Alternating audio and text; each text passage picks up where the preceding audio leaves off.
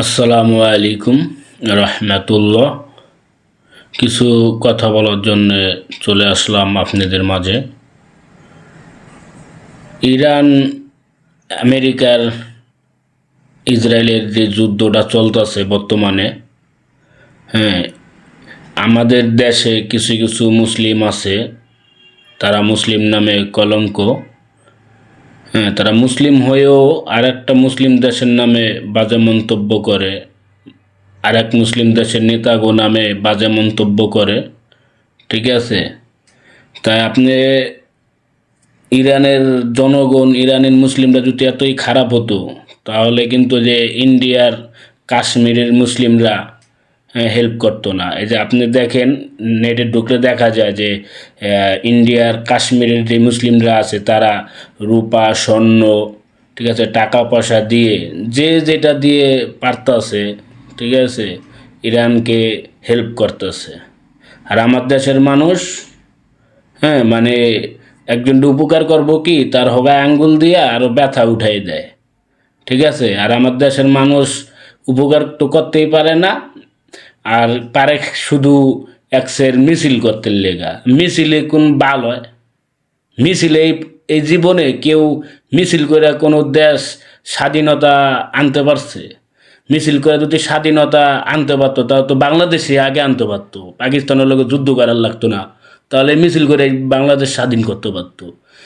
হ্যাঁ, যদি মিছিল না কইরা যদি ইরানকে হেল্প করতে পারো, তাহলে আসো তোমরা, আমরা মিলে, ঠিক আছে, যে যা দিতে পারি দিয়ে ইরানের দেশে পাঠাই।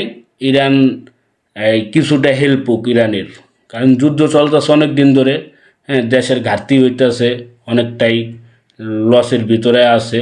আমরা যাই মুসলমান আমরা আছি বাংলাদেশে, আমরা সবাই, ঠিক আছে, কিছু একটা ফাউন্ডেশন করি, করার পরে আমরা টাকা পয়সা সোনা গয়না যা উড়াইতে পারি, এমনকি যা দেয় মানুষে যার মন থেকে, একটা মুসলিম দেশকে দিয়ে আমরা তারে হেল্প করি, ইরানকে হেল্প করি, আমরা এটা চাই। ঠিক আছে, যদি হেল্প নাও করতে পারি, তাহলে তার কিছু করার নাই আমাদের, না তারপরও বাজে মন্তব্য আমরা করব না। আমরা মুসলমান, হ্যাঁ, আমরা বাজে মন্তব্য মুসলিমের নামে, এমনকি মুসলিম একটা দেশের নামে বাজে মন্তব্য করব না। ঠিক আছে, সবাইকে বলছি। অনেকে আবার বলতে পারেন যে ভাই, সৌদি আরবও তো মুসলিম দেশ, তাই কাতারও তো মুসলিম দেশ, ইরাকও তো মুসলিম দেশ, সিরিয়াও তো মুসলিম দেশ, হ্যাঁ, তাই জর্ডানও তো মুসলিম দেশ, বাহরাইনও তো মুসলিম দেশ, তারপরে মালয়েশিয়া তো মুসলিম দেশ, সিঙ্গাপুরও তো মুসলিম দেশ, দুবাইও তো মুসলিম দেশ। ঠিক আছে, মুসলিম দেশ, কিন্তু ওরা মুসলিম দেশ হলেও অগর দেশের যেই মানে প্রেসিডেন্টগুলা আছে, মানে প্রতিটা প্রেসিডেন্ট এক দেশের, ওরা ইহুদির থেকেও খারাপ। অগর দেশের কালচারগুলা দেখছেন আপনি? প্রতিটা দেশের কালচারগুলা কি, মানে ইউরোপ কান্ট্রির মতো।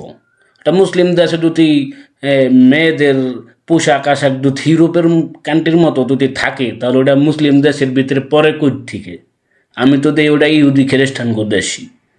ঠিক আছে, তাই ওরা ওদের দেশের কালচার চেঞ্জ করতে পারবো না, কারণ ওরা টাকার পয়দা।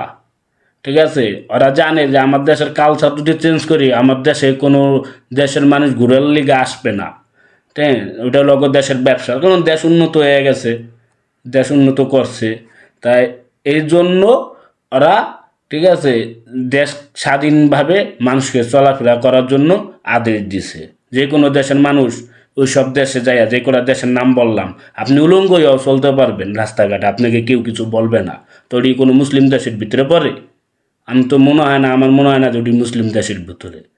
আরে যুবরাজ সালমান, ওই মাদার সুদের একটা খ্রিস্টান ইহুদি, ও নিজেই হলো এই খারাপ মেয়েগুলোর লগে মিলামেশা করে। ওর কথা আমি কি কমু, আর বহুত ভিডিও আমি দেখছি। ইরান তো মনে করেন ওই ইহুদি খ্রিস্টানের পাওসাটে না। আর যে কটা দেশের নাম বললাম ওই সব কটাই হলো মনে করেন যে আপনার ইহুদি ইসরায়েলের, আর খ্রিস্টান ইউরোপ কান্ট্রির, বিশ্বাস করে আমেরিকার, হ্যাঁ, পাওসাটে। বুঝছেন, ইরান তো পাওসাটে না, পাওসাটনের পোলা না ওরা। ওদের দেশের মানুষ পাঁচা টানের মানুষ না। প্রয়োজন হলে নিজের জীবন দিয়া দিব, তারপর পাঁচ আটবো না কেউ।